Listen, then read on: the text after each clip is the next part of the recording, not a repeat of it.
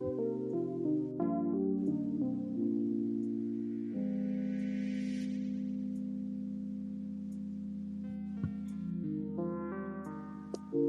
thought that was going to be more jazzy, but it didn't do the jazz thing. So at least we didn't blow anyone's eardrums off tonight. That's always a plus. But welcome to the Missing Lynx post-game podcast. I'm your host, Andrew Dukowitz, beat writer for Zone Coverage. I cover the Minnesota Lynx and the Minnesota Timberwolves as a member of the Credentialed Beat. And today we have Sarah with us from the Daily Wolves channel station from the Daily Wolves. Yeah. They gave us the opportunity to have this up on their podcast feed, so we are going to have some of their media members on and off for the podcast. Tonight, we're going to talk about the Lynx's win, 8-0, fourth time in team history they've started 8-0. They have been fine. I think the team would tell you they're not happy or satisfied with anything that has happened so far in these 8 games, but 8-0, they have a 23-point win over the Phoenix Mercury, 88-65. And I think there's a lot of good takeaways from this game.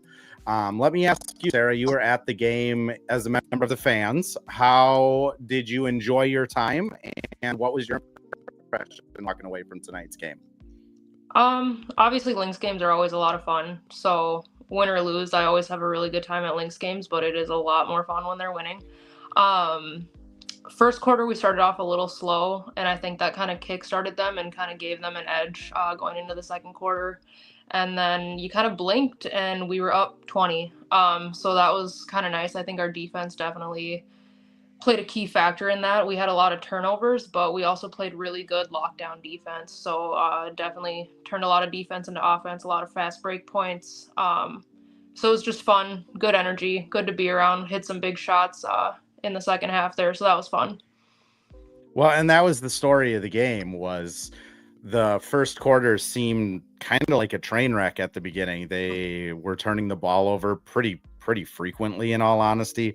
They were down 4 at the end of that first quarter, and it kind of seemed like, this was going to be another Lynx game where maybe they play 20 good minutes of basketball and pull out a win. But Cheryl, after the game, Terry Horseman, shout out Terry if you're in here, but he asked Cheryl, the first question was, this was a really complete performance. You guys have been bad in the second quarter.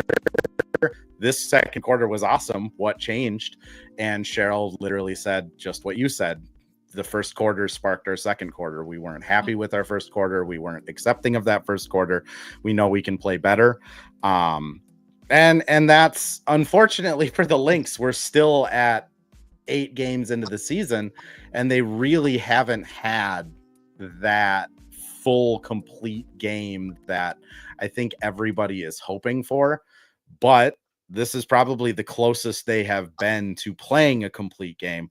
Mm-hmm. Sarah, what was your thoughts just kind of on the general, how the game progressed? I mean, you mentioned first quarter was bad, second quarter was really good, and then they kind of just put them away. But could you expand a little bit more on just how you felt like the energy changed in that second quarter?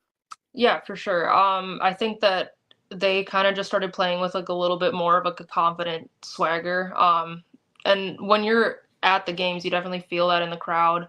You feel it when the players are getting animated and stuff like that. So I think that once we started to build that bigger lead, the energy definitely shifted in there. And that's kind of like when I said I blinked and we were up by 20. It was kind of just one of those things where we were, neck and neck with them, and then all of a sudden we're kind of destroying them, which is always fun when you're on the winning end of that. Yeah, I mean, the Lynx come out and allow 12 points in the second quarter, 14 in the third, and 16 in the fourth. Like it was just over when they finally locked in. I mean, it wasn't all great this game. We mentioned turnovers. I do also want to bring up, I mean, Alyssa Peely and Diamond Miller got pretty good stretches of run. They subbed in together in the third quarter, and then they obviously closed the game once it was completely out of hand. But, I mean, they just looked bad. I mean, and I asked Cheryl about it after the game. I was hoping to get a more hopeful answer, but I asked her, what do you think of these bench rotations? How do you think they performed? And she just goes, T, Carly, and Jess are our bench. No one else has played well. Right. And it just kind of sucks. Like Diamond's a second overall pick that is trying to find her way. Peely, there was a lot of hope and promise for, and it just doesn't seem like it's working out for either of them. What do you think, Sarah? Yeah, I think they're definitely kind of struggling to find their footing, and the Lynx are a really, really good team. So it is kind of hard to fit in a rotation where you've got such good players. But I'm hopeful. I know that obviously Diamond and Alyssa are both very, very talented. I'm hoping that just being around the team, coached by Cheryl, one of the best coaches in my opinion of all time, she can kind of guide them, and hopefully they can make something happen. And I mean, that has to be the hope is, Right. I would assume that Cheryl's not going to cut them out of the rotation completely. Maybe if it's like 10 games from now, we just have Cheryl kind of doing Cheryl things. And she's like, I have an 8-woman rotation this year. This is my life. Right. But I mean, even looking at it from like a trade perspective or like roster moves, like the team has to hope that Diamond shows something or that Peely can show something because, as we mentioned with the turnovers, it almost seems at times like they really need that third point guard. Whether last year it was Ollie, this year they don't really have that. Grace Berger was on the team and was the last cut out of training camp. At some point, does Cheryl kind of look at it and go, well, we need to make a change here? I don't think they're to that point yet, but tonight was kind of eye-opening of just, oof, they have a long way to go still. I'm going to send us over to a quick ad read here, and then when we come back, we'll talk more about like the player performances, what we liked and what we didn't like. It's playoff time in Minnesota. The energy is electric, the stakes are high, and every move counts. You can feel it, right? The momentum, the nerves, the is this really happening buzz. The spring real estate market in the Twin Cities has the same kind of energy. Headlines are flying out about interest rates, the economy, and what's coming next. It's exciting, yes, but also confusing and a little bit overwhelming. Whether you're thinking about buying, selling, or just wondering if that Zestimate is lying to you, don't overthink it. Go to wolvesrealtor.com and connect with Heather. She's not just a fan in the stands. She's on the court every day with Exit and North Star Realty, reading plays, adjusting the strategy, and helping people make confident moves, not panicked ones. Even if you're just curious or unsure about the next step, wolvesrealtor.com is where you start. No pressure, just real talk, real answers, and a game plan that actually works. Because when it comes to real estate, just like basketball, having the right coach makes all the difference. Go check out wolvesrealtor.com and tell them Matt from the Daily Wolves sent you.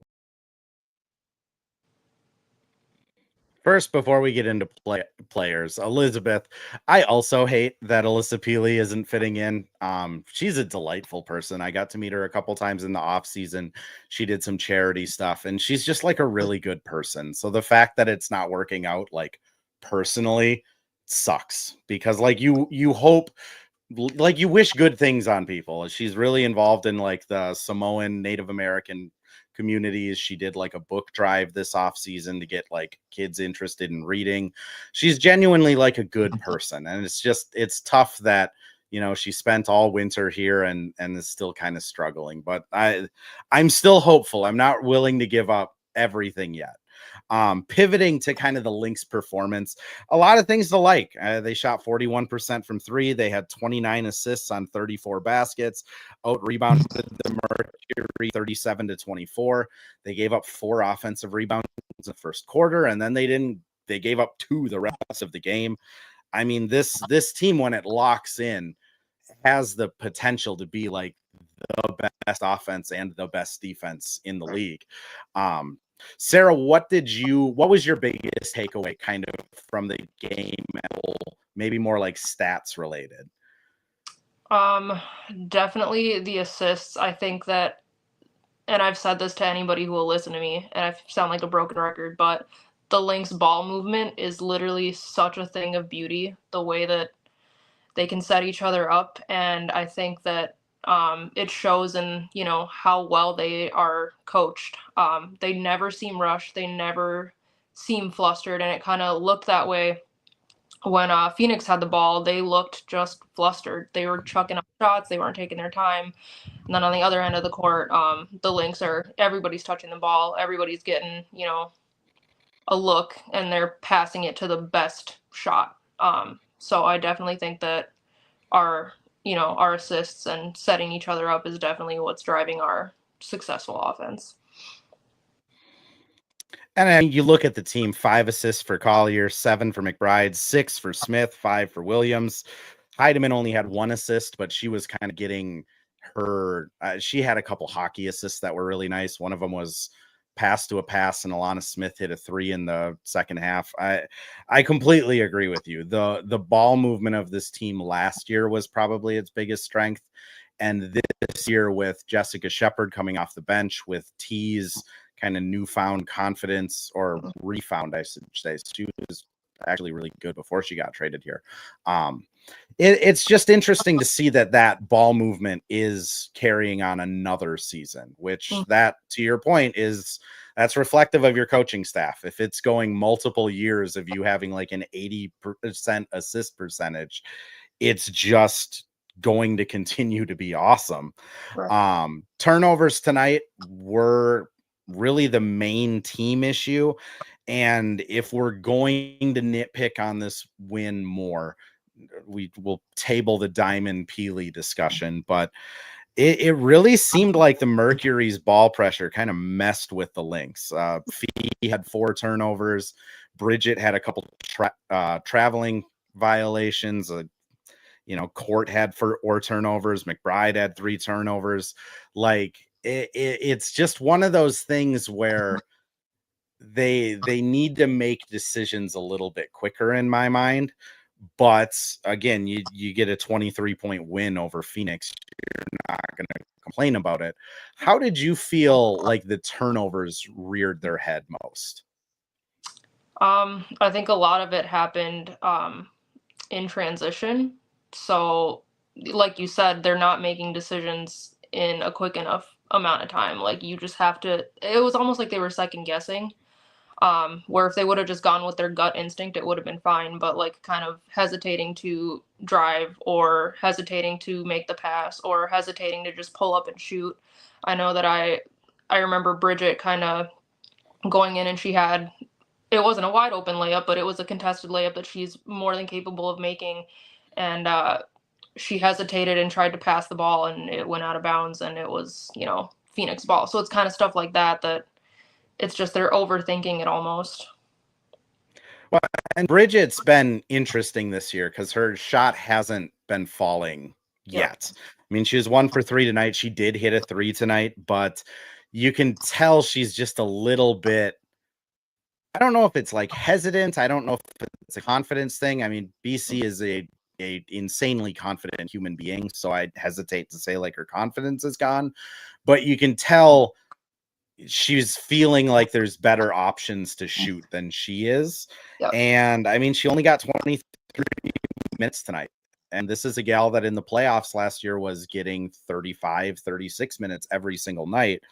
I think some of that is because T played out of her mind, which we can kind of transition to that.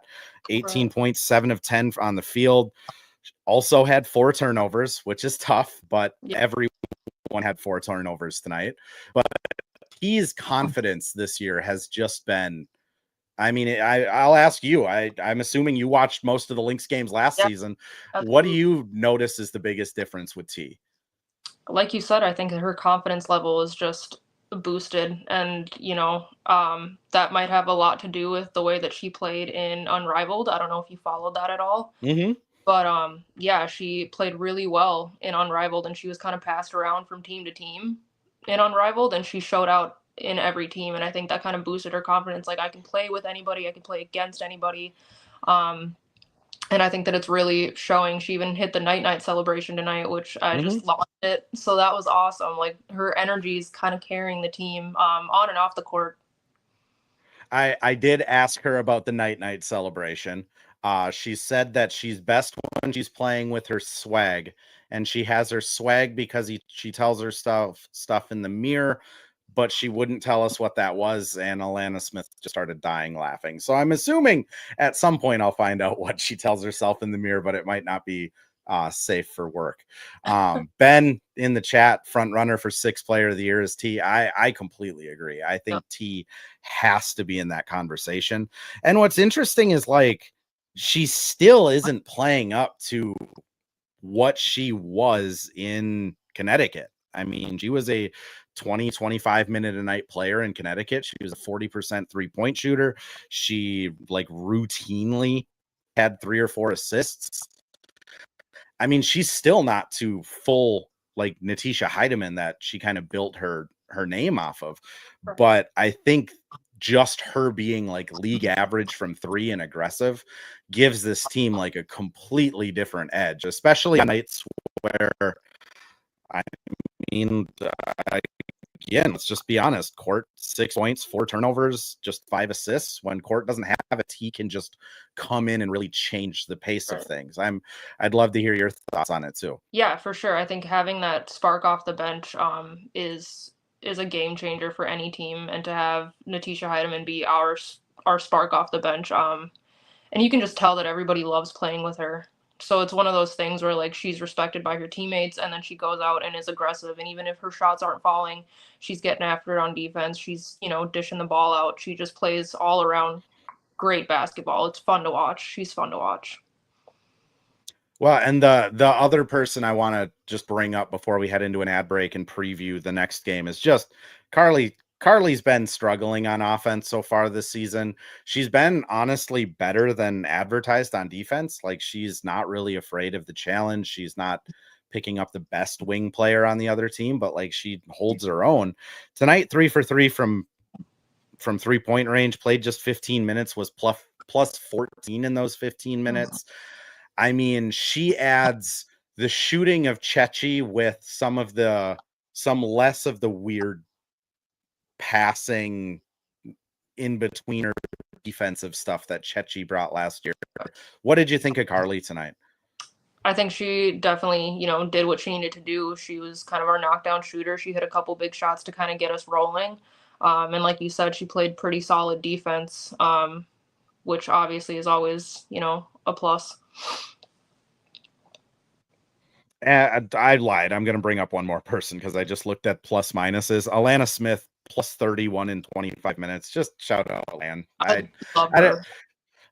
I don't know how she's able to walk the next day. I mean, sometimes she's walking into the post-game things and you think like both of her legs are broke. And like she just keeps coming back every day. Let's run to a quick ad break here, and then when we come back, we'll preview. What's up, Minnesota fans? Many of you know that I help fans get tickets into games, and now I'm giving you an opportunity to get tickets to any sporting event you want. Not just basketball. We're talking football. We're talking hockey. We're talking soccer, man. Any sporting event that's in town, or maybe it's a concert. All you have to do is use my promo code, The Daily Wolves, all caps, on SeatGeek. That's right. I partnered with the SeatGeek app. You can download it on iOS or Android devices. You can find it on your web browser at SeatGeek.com. Check it out today. Enter my promo code, The Daily Wolves, and get $20 off your first order. Evan for reading ads for me. It's always awesome to not have to do that. So Lynx, I mean, let's just be honest. They took care of the Mercury. Their next 3 games are Dallas, in Dallas, which they have not been great this season. They play in Seattle, and they are still struggling to figure out their offensive rhythm.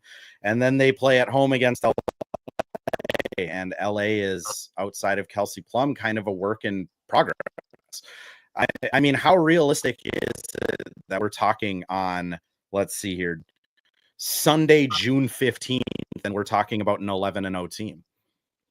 I think that's pretty realistic given, our next 3 games. I think Seattle's probably going to be the toughest opponent of the 3 of those, but very, very beatable. So, yeah, I think for sure we're looking at a possibility of going 11-0. And 11-0 heading into a home game against the Aces, who, again, we're looking out a little further. That's 2 weeks from today, but that's really kind of the game I've been circling so far this season of the measuring stick game, because the aces are going to bring it that night. Asia typically plays out of her mind when she's playing against Fee, and Fee typically plays out of her mind when she's playing against Asia. There's been some reporting going on about some how do I want to word it? Not friendly Olympic travel locker room situations between Asia and Fee. So that's going to be a game that both of them want to win bad. Both of those teams are going to be in the playoffs. And I think that's the game where we find out how good the Lynx really are. What are your thoughts on it, Sarah? Yeah, for sure. I think that's going to be like our first major test, not to, take anything away from other opponents. But like you said, you're going up against Asia, who's the defending MVP of the league, obviously one of the best players in the league. And they're a well-coached Aces team. You got Becky Hammond, who's got, all the experience in the world. So I think for sure. And, if there's, drama in the back, that always makes for a little bit more of a feisty, gritty game, and I'm excited for it. Yeah, it's weird how the Fee in Asia, like, we're gonna look back on this like probably 15 years, and we're gonna be like, those two had a podcast together when they came to the league, and then like the Olympics happened and they started to have some issues, and now it's Fee might just be like literally taking the torch from Asia. It's league. It's going to be cool to look back on for sure. I think we're going to wrap the pod here, though. Everyone, 286 people came by and checked it out. Appreciate all of you guys. We are going to be doing this after every Lynx game this season and this postseason, except for maybe one or two where I'm in summer league doing Wolves stuff and melting because it's 135 degrees down there. But we'll figure that out when it comes. Thank you, everyone, for tuning in. I'm Andrew Dukowitz from Zone Coverage. That's Sarah from the Daily Wolves, and we will catch you next time.